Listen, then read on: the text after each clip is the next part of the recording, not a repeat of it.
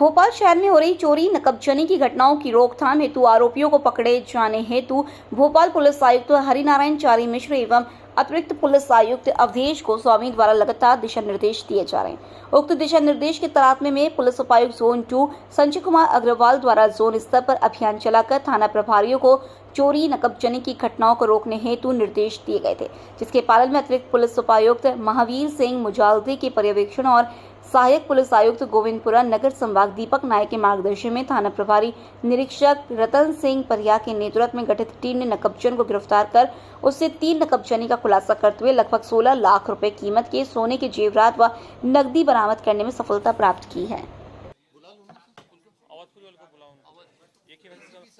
क्योंकि मीटिंग शुरू हो जाएगी ना 4 बजे।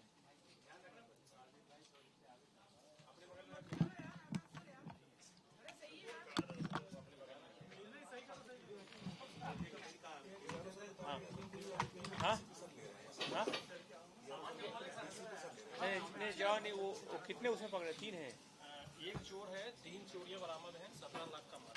वो MBA का है ना, अवधपुरी का है ना? अवधपुरी का। नहीं ठीक है, देखता हूँ।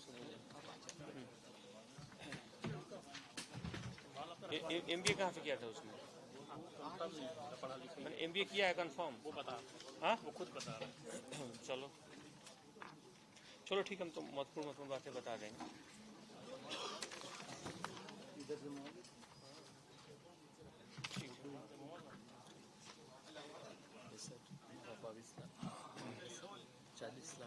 शुरू किया जाए।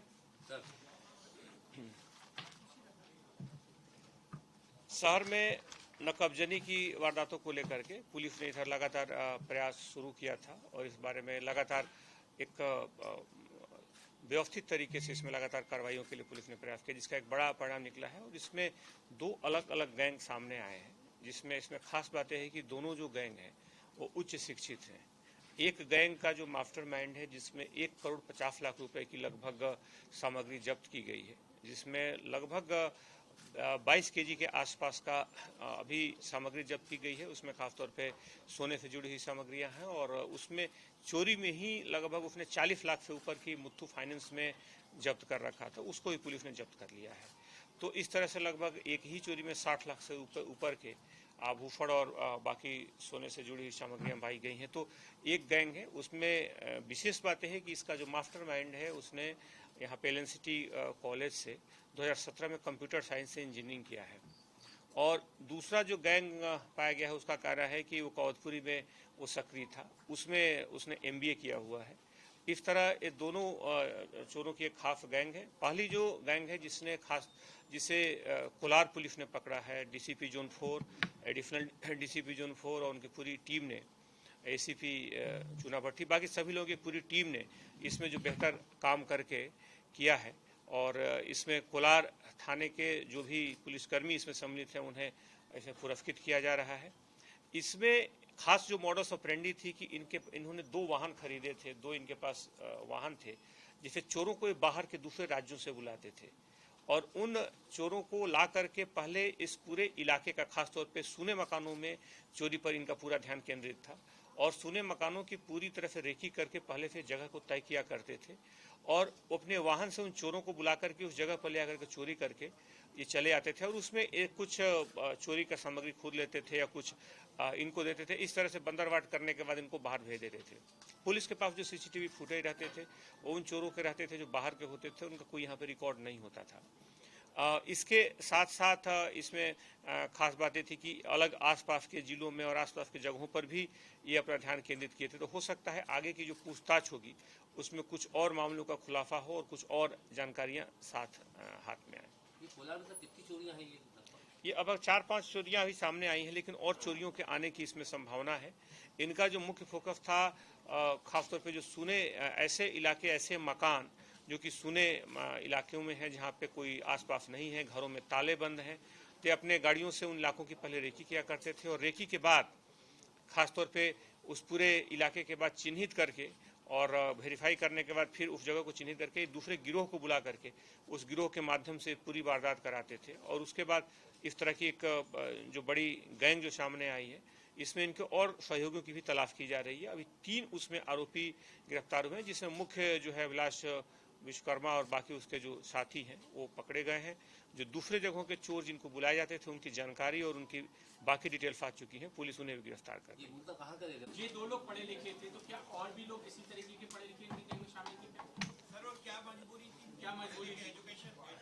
सर, भोपाल में कहाँ रुकते थे ये लोग? क्या भोपाल में कहाँ रुकते थे सर इनका? कोई सुनार का भी इसमें लिंक मिला है? नहीं, मजबूरी नहीं है।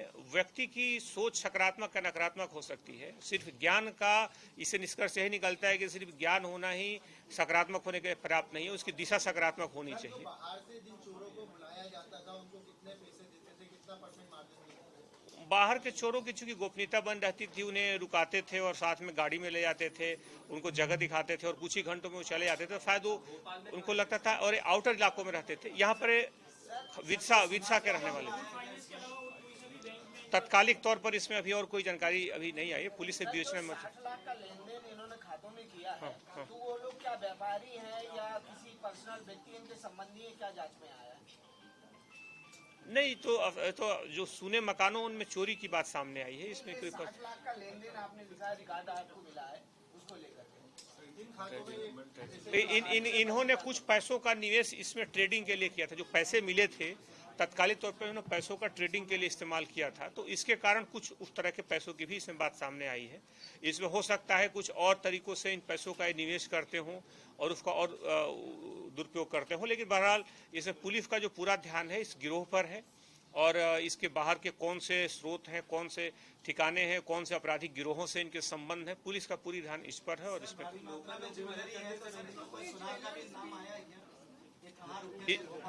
इसमें चूंकि सीधे इन्होंने अभी तक सामग्री मिली है, अधिकांश सामग्री को मुथूट फाइनेंस में रखा है, तो वहां पे हम लोग पुलिस की जांच में को भी दिशा होगी और बहरहाल हो सकता है और भी सामग्रियां हों और भी चोरियां हों, क्योंकि ये जो व्यक्ति एक जो मुख्य आरोपी है 17 के बाद 17 में इसने कंप्यूटर साइंस किया, कुछ देर जॉब पिछले लगभग 5 सालों से शहर में अलग अलग हिस्सों में रहा है, तो संभव है कि ये पहले भी वारदातें करता रहा, चूंकि पहले कभी पकड़ा नहीं गया इसलिए इनका आपराधिक रिकॉर्ड नहीं है।